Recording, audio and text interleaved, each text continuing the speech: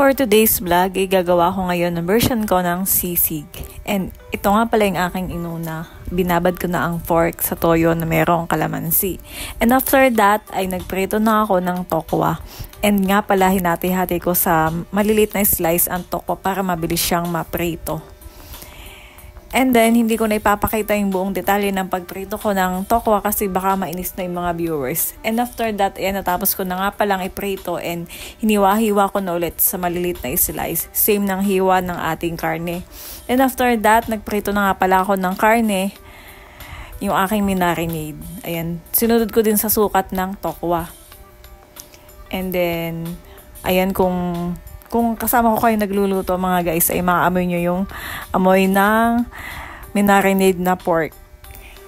Kikita nyo naman, dyan pa lang sa video na to ay makikita nyo na talagang perfect, char. Perfect yung ating pagkakaluto ng pork.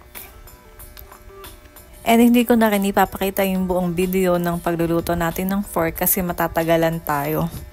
So baka kasi puro luto na lang yung makita ninyo. And after nga pala guys, naluto ko na yung tokwa at saka yung baboy, ay pinaghalo ko na to sa dyan ulit sa pinaglutuan natin. And nilalagay na natin yung special ingredients nga pala, ang oyster sauce. So kayo maingay, yun talaga yung sikreto ko dito. Kaya masarap talaga yung paggawa ko ng sisig. Charing. And anyway, nilagay na nga pala natin ng oyster nga. Then after that, kailangan natin siyang ihalo-halo, imekos-mekos.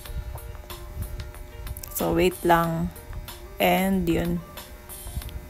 And nga pala nga, kailangan siyang iluto gamit ang oyster sauce ulit para maluto yung oyster sauce. Hindi naman pwede na kainin natin na hindi naluto yung oyster.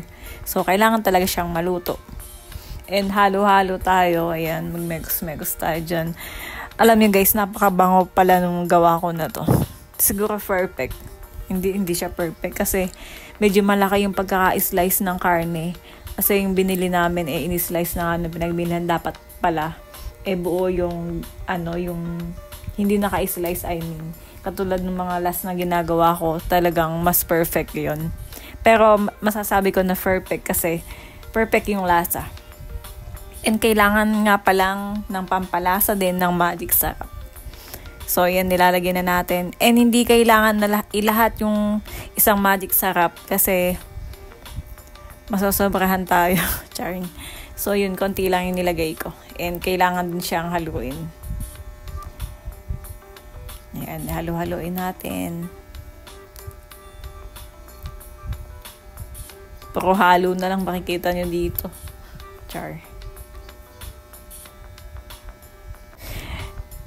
And syempre, para maging mas okay yung lasa, kailangan natin lang siyang lagyan ng onion tsaka ng sili. Pero dapat konting sili lang para hindi masyadong lalaban yung anghang. Yung saktong-sakto lang talaga. Ganon yun guys.